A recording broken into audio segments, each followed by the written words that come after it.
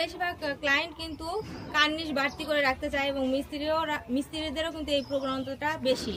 তো এই কার্নিশটা কিন্তু তারা এর জন্য বাড়তি করতে চায় যে বৃষ্টির যে পানিটা সেটা ছাদ দিয়ে ফ্লো হয়ে ওয়াল দিয়ে নেমে যাবে এবং ওয়ালে যদি এই পানিটা যদি বেয়ে যায় নিচে নেমে যায় তাহলে ওয়াল নষ্ট হতে পারে, ওয়ালের রং নষ্ট হতে পারে। এই চিন্তা ভাবনা করে কিন্তু বেশিরভাগ সময় কিন্তু আপনার কার্নিশ বাড়তি করা হয়।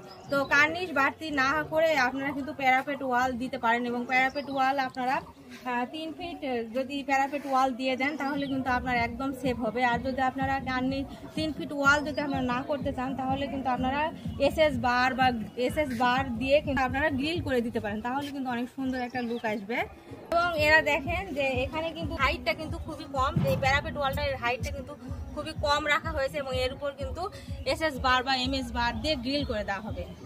এবং দেখেন এই যে ছাদের যে পানিটা আছে সেটা কিন্তু ড্রেন করে দেওয়া হয়েছে এবং ড্রেনটা একটু দূরে রাখা হয়েছে যেন পানিটা যেন ওয়ালের গায়ে না পড়ে, ওয়াল থেকে অনেক দূরে গিয়ে যেন পানিটা পড়ে। সেই জন্য কিন্তু দেখতে পাচ্ছেন যে আমাদের পাইপ দিয়ে ড্রেনের ব্যবস্থা করে দেওয়া হয়েছে এবং অনেক পাইপ দিয়ে দেওয়া হয়েছে।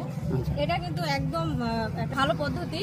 আপনারা চাইলে কার্নিশ বাড়তি না করে কিন্তু আপনারা এভাবে কিন্তু প্যারাপেট ওয়াল দিয়ে আপনারা এভাবে ড্রেনের ব্যবস্থা। এবং এখানে দেখেন ওনারা কিন্তু যে পাইপটা আছে সেটা কিন্তু অনেক বড় করে রাখছে, এতে কিন্তু হবে কি যে অনেক দূর যায়, 4 ফিট বা 5 ফিট দূর যায় কিন্তু এই পানিটা পড়বে। যদি আপনার চারিপাশে যদি জায়গা অ্যাভেলেবল থাকে তাহলে কিন্তু এটা আপনি করতে পারবেন এবং যদি আপনার জায়গা অ্যাভেলেবল না থাকে তাহলে কিন্তু অন্যের জমিতে কিন্তু এই পানিটা আপনাকে ফেলতে দিবে না।